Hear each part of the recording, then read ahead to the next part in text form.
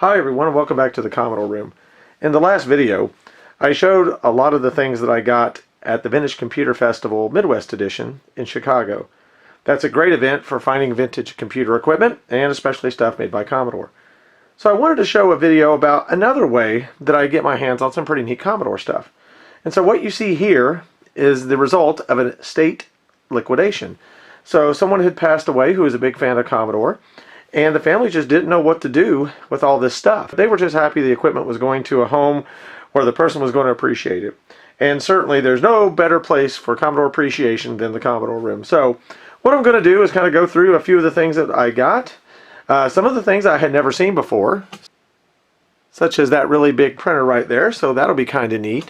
There was a pretty nice Commodore 128 and a number of Commodore 64s. Looks like maybe 5. Along with some pretty neat software and a few other odds and ends. The funny part was there was a couple things in here that I was pretty excited about. I've been keeping my eye out for the past year or so, and so I'm pretty excited about that. And we'll kind of go through a few of those things. One other neat thing, which I'll show you right here, was this guy right here. This is a Commodore 64 power supply, and someone has done some modifications to it to keep it cool. So a little closer examination, I saw that there was a hole cut in the top and a fan epoxied in, and then the power ran down into the power supply. So I thought that was kind of neat. It's a little scary for me, so I don't know that I'll actually try to turn it on, but I will take one apart and we'll see. There was a couple of these in there. But I always like to see what people did and what modifications they made. As you guys know, I'm a big fan of modding Commodore stuff, and so stuff like this I just love to see. So sit back and relax, and we're going to go through what I found in this estate liquidation. Here we have the 128. Everything looks really clean, like it was nicely kept. And at least it seems to power up and work okay. So we'll do some more thorough testing on this a little bit later, make sure the CIA chips and everything is working well, but so far so good. So this 64 seems to be in the worst shape of all of them. You can see the tags kind of falling off. It's pretty dirty. We'll find out if it works here in a second. And it has this little tag on here. Travel tag from, it's like November 1st of 1991. Missing RF switch and cable, it says. So yeah, I don't know what that's all about. Let's see if this thing works. Alright, here we go. Let's see if this works. Okay, so it does power on, and this is what we get. So, kind of funky. That could be a number of things. It certainly could be the video chip, memory, could be a PLA. Yeah, we'll have to do some testing with this one to see what exactly is going on with it. Obviously it doesn't work, and just for kicks I'll throw in Jupiter Lander.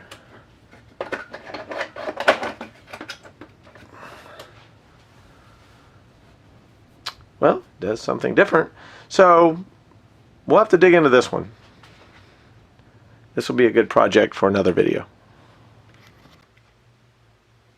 This bread bin 64 has a serial number in the 400,000s, so it was one of the earlier ones. Let's see what it does. Keyboard's a little sticky. The return key not always working, but at least that part of it seems to be okay. There we go. The cartridge port seems to be working. This is like my favorite test cartridge for some reason or another. So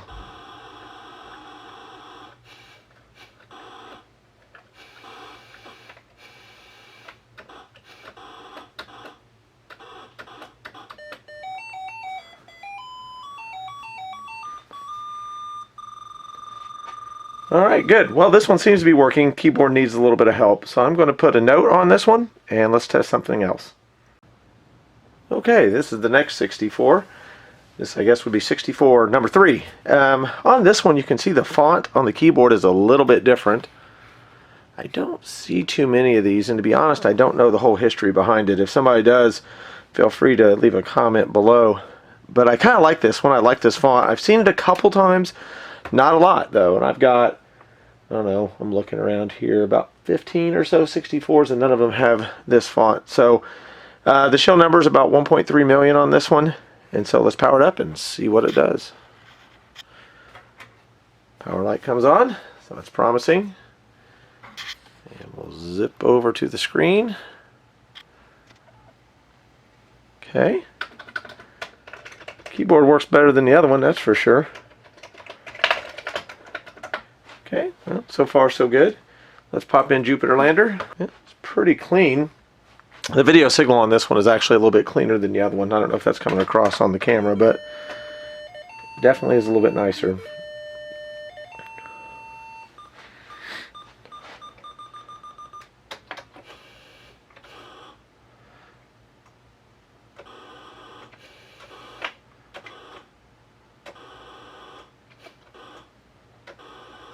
Don't know if I'm going to be able to do this. It's been a while. Oh, too much. There we go. Cool. Well, this one seems to work pretty well.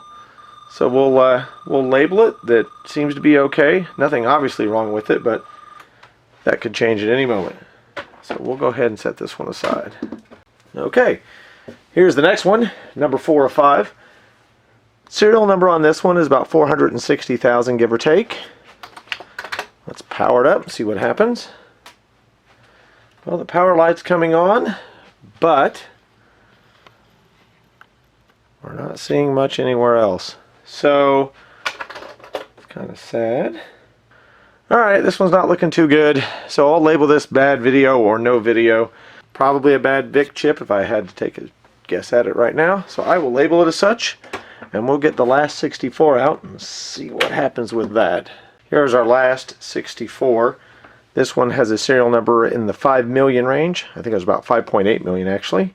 It's got the white keyboard, as you can see. And let's fire it up.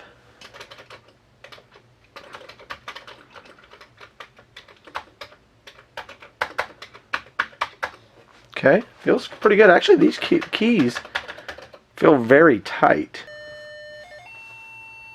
This might be the best one out of all of them. The keys are really sharp, like it hasn't been typed on a whole lot, so that's kind of good. A number of the software titles included in this lot have never been opened, so these are actually still sealed in the original shrink wrap, which is pretty neat. Software Etc. Anybody remembers that company? Looks like it started out at, or MSRP was 40 bucks and this one was 5.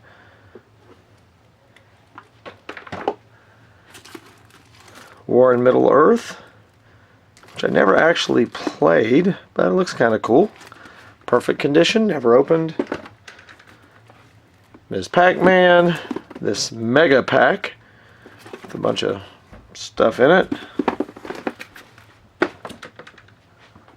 The home office spreadsheet program from Easy Working, never been opened. Speed reader. Double, triple, or even quadruple your reading speed and increase your comprehension. Maybe I should give this to one of my kids. Top 20 solid gold. If I remember right, this had Eliza on it. Well, I guess I don't remember it correctly. Top Fuel Challenge, Richard Petty, High Noon, Potty Pigeon. Pretty cool. Never opened. And then finally, Dragon Strike. I have been working on for a couple years now a collection of SSI games. I really like the box art and some of the games were pretty cool. And I think I'm up to about 40 titles, give or take, and at some point maybe I'll do a video just on the SSI games because they were so neat.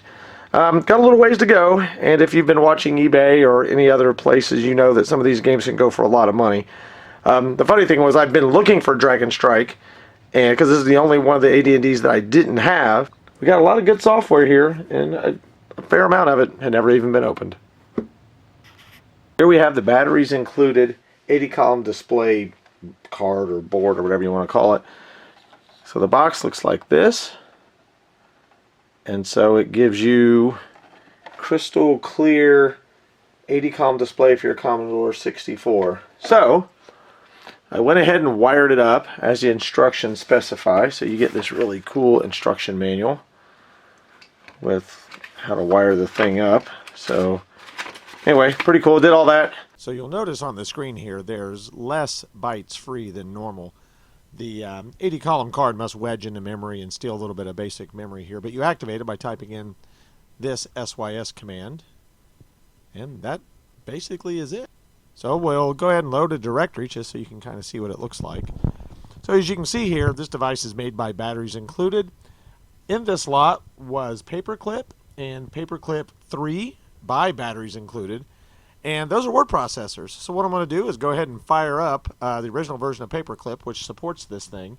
Oddly enough, Paperclip 3 does not support this 80 column card, and actually there's not a lot that does. I think the usefulness of this is limited, and in the quick research I did, there's maybe 3 or 4 software titles that use this, aside from things that somebody would have written on their own. So we'll go ahead and run Paperclip here, and you'll see it makes full use of the 80 columns, which was pretty cool back in the Commodore 64 days. 80 column displays were not real common. A lot of computers like your Ataris and all your Commodore lines and whatnot were 40-ish columns. VIC-20 was less, of course. So 80 columns was kind of a nice thing to have when you were doing word processing. So as you can see here, it kind of works. Odd that it's not supported by other versions of Paperclip, but at least this one works, and if you wanted to do something productive, I guess you could.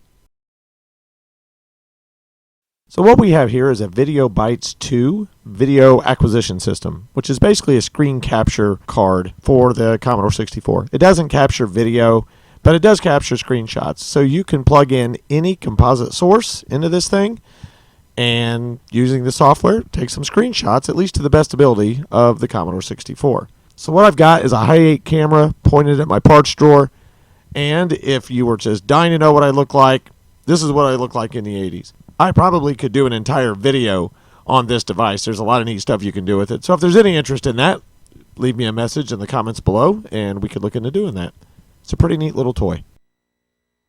One item that was included in the lot that I'm pretty excited about is this. This is the Commodore 1351 mouse.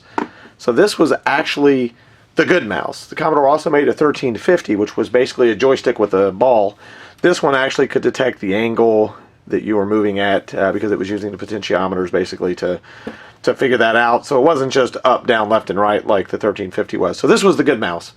It was used a lot in Geos, of course, if you were a Geos fan. And you could use a few games. Arkanoid was one, and there's a couple more. I don't remember anymore. Arkanoid was my favorite that supported this mouse in what it called proportional mode. So the nice thing about this one is it's still sealed in plastic, and it's the perfect solution for alternative keyboard entry, whatever that means. And as we talked about at the beginning of the video, there's a couple of these power supplies that I thought were pretty interesting. These were obviously modified to keep things cool, which is certainly not a bad idea. One thing I did notice is there's a fair amount of dust in the little crack here, so the modification left a pretty big gap. Now you would think the air blowing in this way and going down would keep the dust out, but it clearly did not. But it's not a bad modification, not one I would have done. You can see down in there's access to some stuff that you probably shouldn't be touching. So I'm going to go ahead and pull this apart and just to see.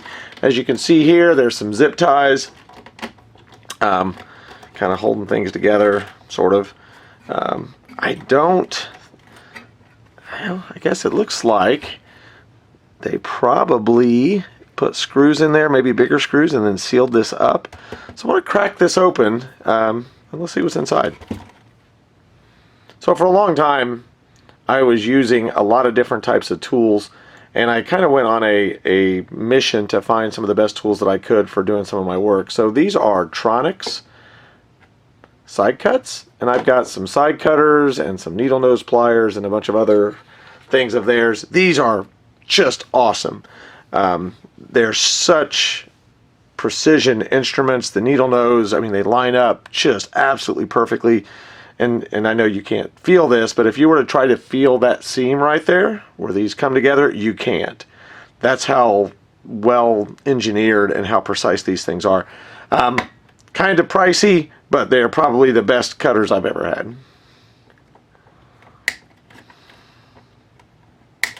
You can see here's some foam. To be honest, I've not taken apart a Commodore power brick like this, so I don't really know. Actually, is this even a Commodore power brick, I guess is another good question. I think it is, but nonetheless, interesting. There's some foam here that I guess the nut and the back of that screw go into. You can see the fan, but this thing was loud. Maybe I'll turn the other one on carefully. I'm not sure. But you can see what they did. Pretty straightforward. There's some of that dust I was talking about. So, yeah. It's just for fun. Let's see if these were soldered. I've seen lots of things that were just wire nutted on, and I have a feeling that's what this is. Yeah, that's all. I believe that was it. I don't think there was any solder to be found here, and well, I take that back. They did solder it and wire nut it. So, all right, well, there you go. So this is a real-life modification done who knows when to keep these power bricks cool. Certainly not a bad idea. Obviously, it's got a transformer in there, so it's a linear power supply.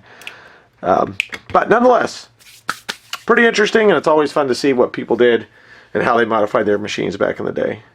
So, pretty cool. As you can see, there's a lot of other items here I didn't go through on the video. Some of this stuff is probably just not that interesting, and I wasn't going to waste everyone's time just going through some of that.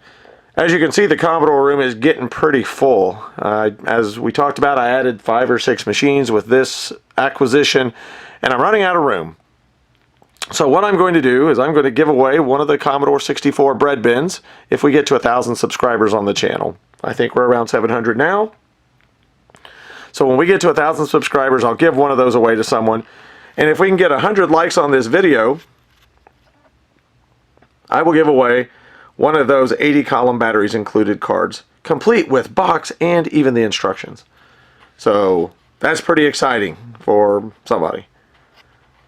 And finally, I didn't mention what I paid for all of this equipment. Everything that you saw in the video and most of this stuff you see here on the floor, I actually got for free. So sometimes it pays to keep your eyes open for good deals, and there are still good deals to be had. I hope everyone had a good time hanging out in the Commodore Room today, and hopefully you'll come hang out in the Commodore Room again real soon.